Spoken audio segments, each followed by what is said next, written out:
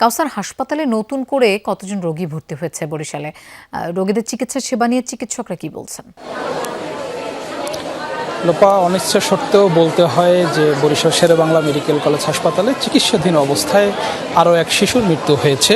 ৮ মাস বয়সী আহাদের বাড়ি বরিশাল সদর উপজেলার চরমনাইতে, এবং এ নিয়ে বরিশাল বিভাগে মোট ২৮ জন শিশু হামে আক্রান্ত এবং উপসর্গ নিয়ে মারা গেল। এবং গেল ২৪ ঘন্টায় বরিশাল শেরেবাংলা মেডিকেল কলেজ হাসপাতাল সহ বরিশাল বিভাগে মোট ৯৮ জন নতুন করে হামের উপসর্গ নিয়ে ভর্তি হয়েছে, এবং এর মধ্যে বরিশাল শেরেবাংলা মেডিকেল কলেজ হাসপাতালেই ভর্তি হয়েছে ২৫ জন।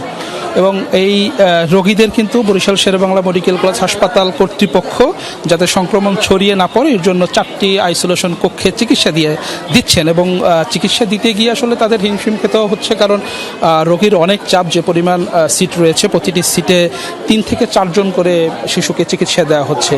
জায়গার সংকুলন হচ্ছে না, বাধ্য হয়ে তাদেরকে মেঝেতে চিকিৎসা দিতে হচ্ছে, এবং মেঝেতে চিকিৎসা নিতে গিয়ে কিন্তু তাদেরকে বিভিন্ন ঝক্কি ঝামেলা পোহাতে হচ্ছেন। চিকিৎসকরা বরাবরই একটি পরামর্শ দিয়ে আসছেন, আসলে হামের লক্ষণ দেখা গেলে যাতে যারা জেলা হাসপাতালের কাছাকাছি থাকেন তাদেরকে জেলা হাসপাতালে নিয়ে আসার জন্য, না হয় চিকিৎসকের পরামর্শ দেওয়ার জন্য, এবং বাড়িতে ভিটামিন A+ ক্যাপসুল না খাওয়ানোর জন্য পরামর্শ দিয়েছেন। কারণ অনেক শিশুই রয়েছে যাদের আসলে A+ ক্যাপসুলের প্রয়োজন নেই, কিন্তু তাদেরকে A+ ক্যাপসুল দেওয়া হচ্ছে, এবং এর কারণে কিন্তু আসলে নেতিবাচক প্রভাবও পড়ছে শিশুর শরীরের উপর। এবং তারা আরেকটি জিনিস বলছেন, যে সকল শিশুরা এখান থেকে সুস্থ হয়ে বাড়ি ফিরছেন তাদের দ্বিতীয়বার কিন্তু আক্রান্ত হওয়ার সম্ভাবনা রয়েছে, এবং তৃতীয়বার যাতে আক্রান্ত না হয় সেজন্য তাদেরকে পুষ্টিকর খাবার দেওয়ারও কিন্তু পরামর্শ দেওয়া হয়েছে। এবং চিকিৎসকরা বলছেন এই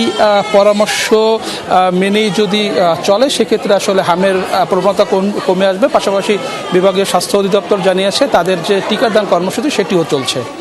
লোপা, কাউসার, আপনাকে ধন্যবাদ আমাদের সাথে যোগ দেওয়ার জন্য।